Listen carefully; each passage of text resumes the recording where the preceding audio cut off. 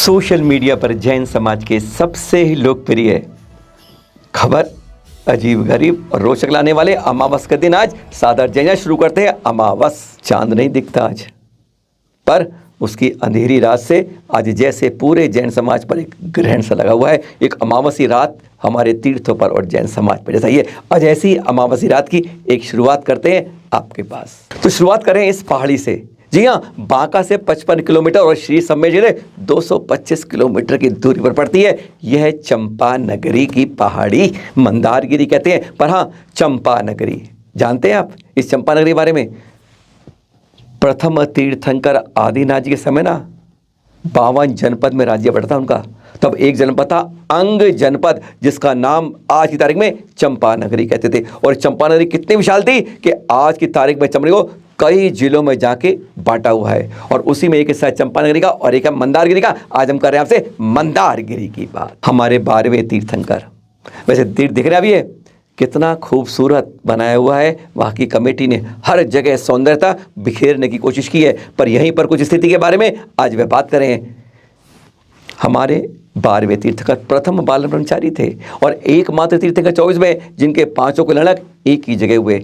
जन्म और गर्भ, यानी गर्भ और फिर जन्म के बाद चंपा नगरी में, और फिर साथ में थोड़ी मंदारगिरी है। मंदारगिरी में ही तप, ज्ञान और मोक्ष कल्याणक, ऐसे 5 कल्याण वाली यह में आज हम आपसे करें इसी मंदारगिरी की बात, जहां 3 कल्याणक हुए। कैसी सुंदर लग रही है, कहते हैं आकर्षणों को बिखेर दिया है, स्वर्ग की लाकर नीचे धरा पर रख दिया है, कुछ इस तरह लगता है। पर यह एक पक्ष कहा जाता है क्योंकि यहाँ के बारे में कुछ ऐसी जानकारी मिली है। 2-3 बंदों से हमें ये चित्र मिले हैं जिसकी पुष्टि हम कमेटी से नहीं कर पाए, संपर्क नहीं हो पाया। पर यह चित्र उन्होंने कहा है, कमेटी तो कहती है कि हाँ यह अलग स्थिति है, पर वहाँ के लोग ये कह रहे हैं कि मंदारगिरी में प्रवेश के समय पर ही इस तरीके से यह हमें लक्ष्मी नारायण मंदिर अब दिख जाता है। ज़्यादा प्राचीन नहीं है, पर एक लगता है जैसे हमारी एंट्री के अंदर यह प्रवेश द्वार बन जाता है। उस मंदारगिरी जो हमारा सिद्ध क्षेत्र कहा जाता है, वहीं पर हमारे क्षेत्र से पहले ही यह शुरुआत हो जाती है। यानी शुरुआती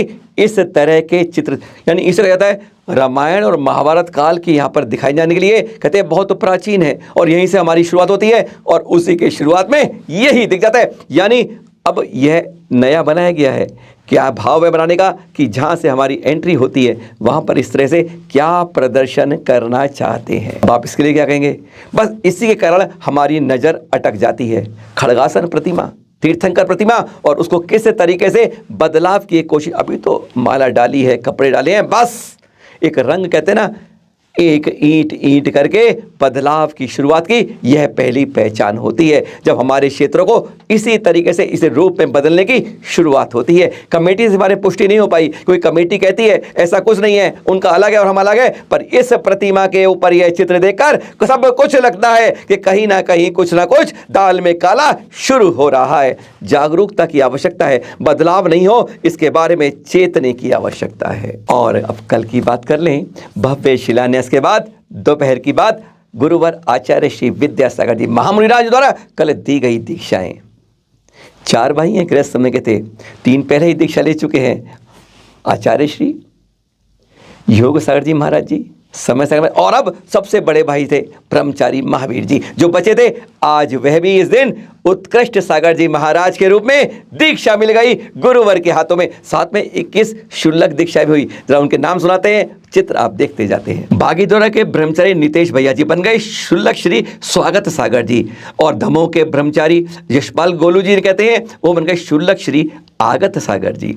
ब्रह्मचारी सौरभ जी जबलपुर के यह बन गए शुल्लक श्री भास्वत सागर जी। ब्रह्मचारी श्रवण भैया जी बन गए दमोह के शुल्लक श्री स्वस्ति सागर जी। ब्रह्मचारी सौरभ भैया सिलवानी के बने शुल्लक श्री भारत सागर जी। ब्रह्मचारी शुभम भैया जी बन गए जो सागर के थे शुल्लक श्री जागृत सागर जी। ब्रह्मचारी शैलेंद्र भैया जी बन गए कटंगी के शुल्लक श्री उद्यम सागर जी। ब्रह्मचारी स्वतंत्र भैया जी बने विदिशा के शुल्लक श्री गरिष्ठ सागर जी।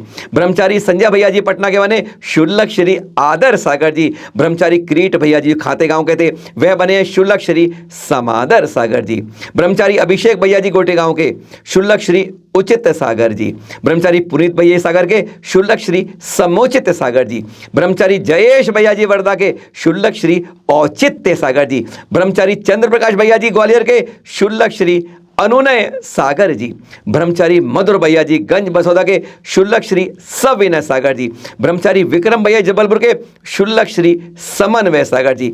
ब्रह्मचारी ब्रजेंद्र भैया जी भोपाल के, शुल्लक श्री हीरक सागर जी। ब्रह्मचारी दीपक भैया जी मड़ावरा के, शुल्लक श्री निर्धूम सागर जी। पथरिया के ब्रह्मचारी कुशाल भैया जी, शुल्लक श्री वरिष्ठ सागर जी। और सहारनपुर के दो यानी यूपी का भाग्य मिला, सहारनपुर के ब्रह्मचारी जयंत भैया जी, शुल्लक श्री गौरव सागर जी। और बड़ौद के ब्रह्मचारी रोहित भैया जी, शुल्लक श्री विदेह सागर। इन सबकी भी शुल्लक दीक्षाएं हुई और कार्यक्रम नैना विराम रहा। गुजरात में इसकी पहल हो गई है। आप ये सड़कों के दृश्य देख रहे हैं हाईवे के, पर आप समझ नहीं पा रहे क्या बात है। जी हाँ, हमारे संतों के सुरक्षा विहार के लिए अब इस तरीके की एक तैयारी हो रही है, यानी हाईवे के साथ ही एक अलग पगडंडी बना के पैदल पथ बन रहा है और इससे ही हमारे संतों का सुरक्षित विहार की एक प्रकार से गारंटी मिल पाएगी। यह पहल गुजरात में हुई है। अन्य राज्यों में भी इस तरीके से पद विहार का रास्ता हाईवे से अलग हो जाए तो कहने ही क्या, तभी कह पाएंगे असमय होने वाली दुर्घटनाओं पर विराम लग पाएगा। फिर मिलेंगे आपसे नई जानकारी के साथ। कुछ ना कुछ 8 बजते हैं और चैनल महालक्ष्मी कहीं ना कहीं थोड़ी सी याद आती ही होगी। सादर जय जिनेंद्र।